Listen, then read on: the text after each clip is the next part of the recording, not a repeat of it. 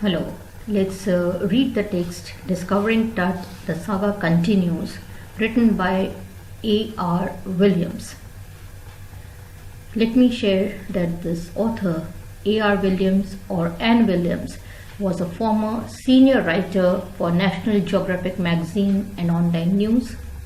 She discovered the various wonders of the world for almost 3 decades.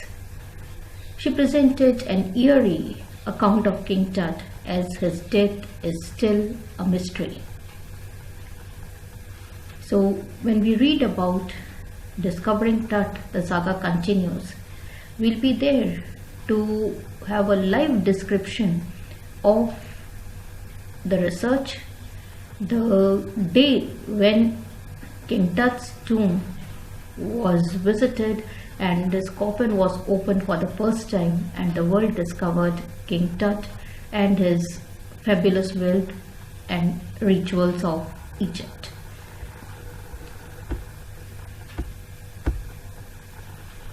Before we move on to the research, let me share something about the great king.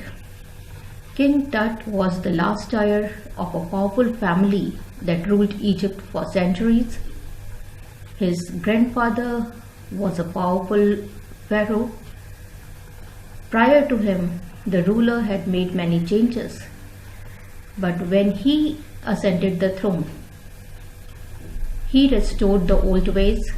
He reigned for 9 years and changed his name to Tutankhamun, that is the living image of Amun.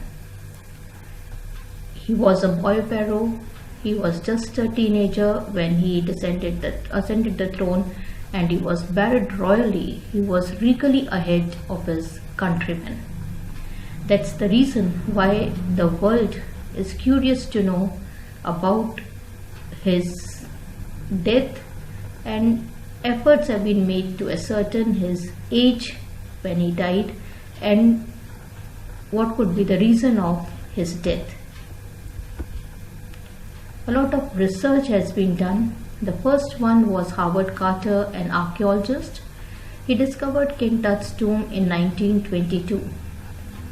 He found a 3-nested coffin and funerary treasures. It was a big job, rather a difficult job for Howard to study King Tut's mummy and to take it out of the coffin. The reason being that the ritual resins had hardened and the body had solidified. He had to cut through almost every major joint in order to separate the mummy from the golden ornaments and then to take it out from the coffin. For hours, the coffin was put in the scorching heat, but when nothing budged, nothing moved, he had to take the step to break out almost every major joint, to sever every major joint, and then later on he reassembled it and put it back in the coffin. In 1968, an anatomy professor x-rayed King Tut's mummy and he revealed startling facts. He found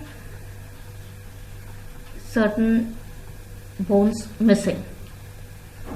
In 2005, a great effort was made to carry out a CT scan of King Tut's mummy, and it was a great spectacle by the royal standards. Visitors from all over the world thronged the place, and everybody was worried what would happen when the coffin would be taken out from the protection of the goddess. There were murals on the walls. People spent hours and hours studying the murals on the walls, and later on when the coffin was taken out, the world discovered the fabulous wealth and the Egyptian customs and traditions. Zahi Hawass, Secretary of Egypt's Supreme Council of Antiquities, was entrusted the task, and he could not sleep for days together when this mummy was taken out and put back in the coffin again. So a lot of research has been done to know about King Tut, and it is still a mystery. When the body was taken out, the world discovered the three-nested coffin and the journey to the great beyond.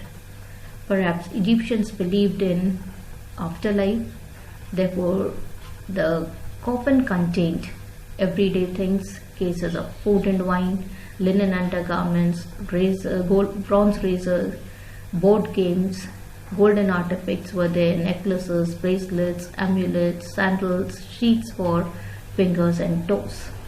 So this text is a delightful one. The reason being that it describes the historical archaeological event that took place on January 5, 2005.